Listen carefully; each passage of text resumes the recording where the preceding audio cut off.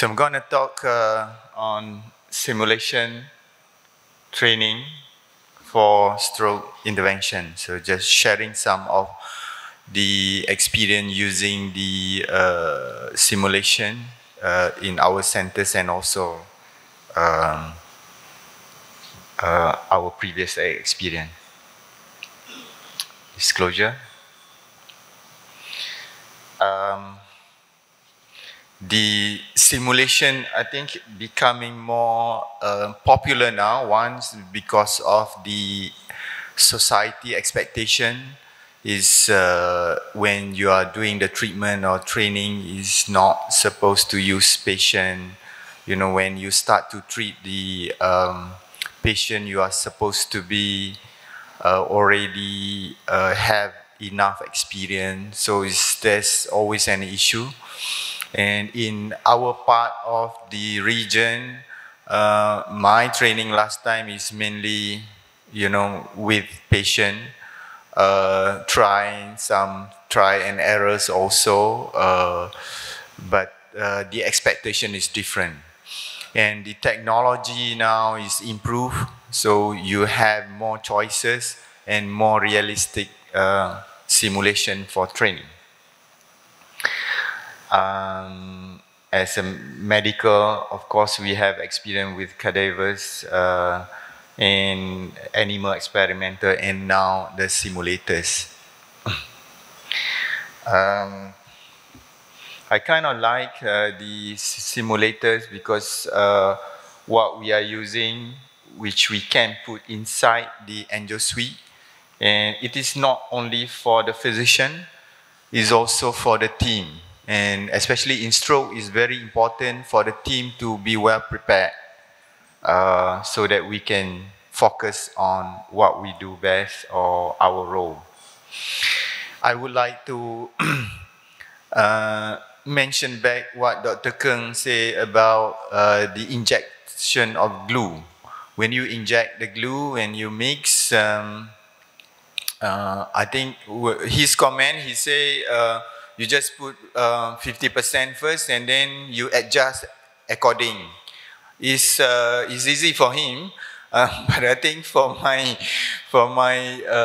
trainee also it's very difficult to get the adjustment, to get the feel, and you can't simply test it on the actual patient. I mean, I have experience with one catheter stuck in a 19 years old girl. Brain AVM case, so we had to cut the catheters and stitch to the femoral artery. But you can't sleep 1 week. You know, you feel like why. So it's hard to explain how you want to do it. So the best way is, of course, to feel it. The high fidelity training is actually what we should do with simulation. We are used with mannequin, which is low fidelity, and the VR and AR is still considered medium. The highest, of course, is patient, but if we can replicate something closer, then it will be good. There's a lot of people trying to do with the replication of the pathological organ, like in this case, they replicate the actual patient's data and do it inside the environment, so the trainee will get the feel, not just the feel, and also the size, everything is this is an old news clip, I think was about probably 10 years ago, when Adnan start to use the flow model, like a bench flow model, which is quite common that we use nowadays for the bench, to see how the lesion, the morphology of the lesion, so that we can plan what we do. This is a case of aneurysm, so he can practice first. but nowadays I think there are a few solutions which has this option. Our experience, we have animal workshop where our vet hospital helped us to create the aneurysm. We started, I think, way 2006, 2007, and then it became rather regular. But the setup is a bit complicated, costly also. So this is sometimes our vet surgeon, they create the lesion first, and then let the so-called patient alive for 1 or 2 days for it to stabilize, and then only bring it for the animal workshop, and they can create like a wide neck aneurysm or some like in this case you see the aneurysm here, so we can do the planning, everything. But the setup is not that real because it's a animal lab. So we started to manage to print 1-to-1 ratio of the vessel lumen and put inside the like a modular and try to replicate it. And we work with a spin-off company of a university, try to improve the solution. So it look rather gross at that time. But what we like here is we can bring it to the angel suite. So the real environment is like you're the plane simulator, but you are doing it in a real airport, you know. And then there are some improvement, and we try to maintain the 1-to-1 ratio of the size so that the catheter or device used is the same, and then they can decide if we use the patient's data of Dr. Keng, maybe they can replicate the actual lesion and then use the similar device which was used for that particular patient. So the training or the experience is much more real. And they start to do the actual protocol injection. So you can use the, like in this case it's a Philips, so they can use the Philips workstation to do the measurement, everything, and then they can plan. So this is good also to practice or to test the new device when you okay, this is me. So it's becoming more improved. So this some of the junior, they because the catheter is real catheter, so they can play with the catheter, and they can do the cannulation also with the flow. So they can adjust the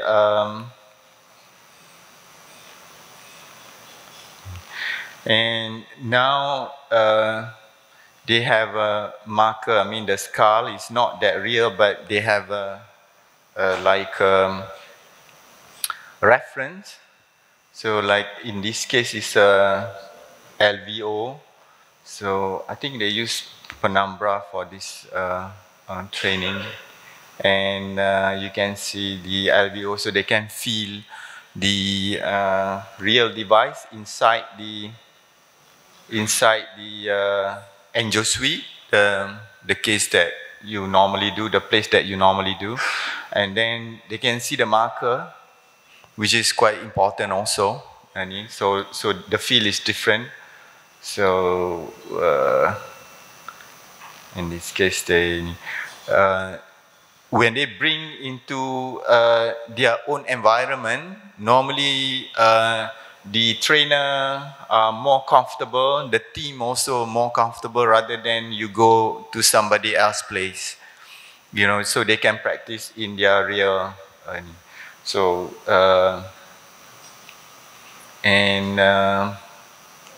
this year, we have less hassle of complicated animal lab setup, and together with Malaysian Society of Neurointervention, we work quite closely also after pandemic, more active, and there are other lesion, not just stroke, but for the stroke, I think you can see the marker with the roadmap. And some of the vendors or company also take the advantage to get the feel of their own device, because normally they're being telling us their catheter is good, it's easy to go up, and then when we ask them to do inside our own lab in the simulator, they also cannot do it. Because a lot of times they say, oh, you just twist a little bit, it will go up, it will pass the ophthalmic artery because it was designed like this, like that. But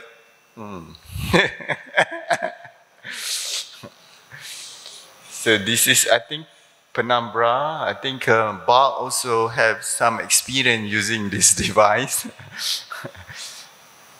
And like in this case, they simulate the large vessel occlusion of the basilar artery.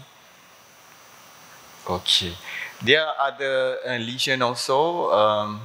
Like in this case, is PCOM very angulated, where you definitely need to use balloon. So they use the actual balloon. So it gives some kind of a little bit of experience. It's not that real in terms of the slipperiness, everything, but for the junior or for the mid-range guy, is kind of is good experience. Like in this case, placement or the marker, so we can practice how to adjust the device. This is it was printed white neck ICA aneurysm. I think the actual case is actually balloon assisted coiling. So the data was given to the company. They print it and put inside this patient, and then we used to teach the balloon assisted technique. Like a balloon is a bit complicated also for you to first time inflate the balloon.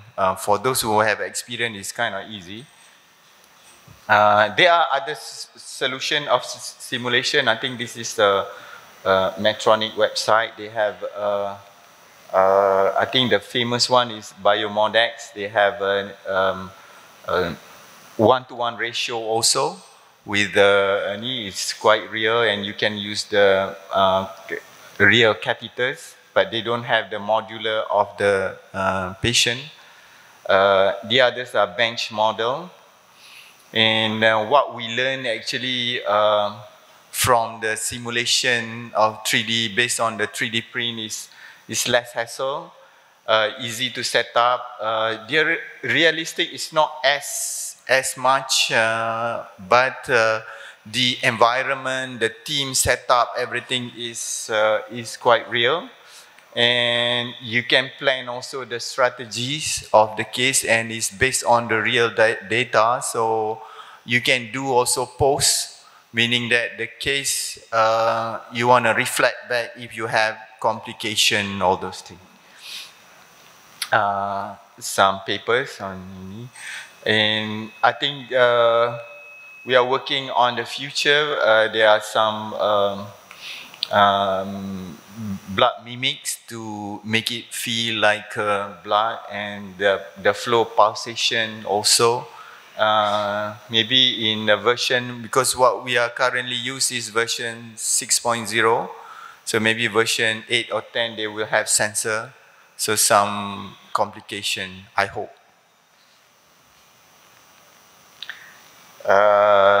They are trying to develop the radial access. I think it's quite important to get because everybody is talking with the radial access like Prof. Dan, and also our part of the region also. So it's quite hard to just test with the patient, but of course you have diagnostic angio for you to test with the radial access.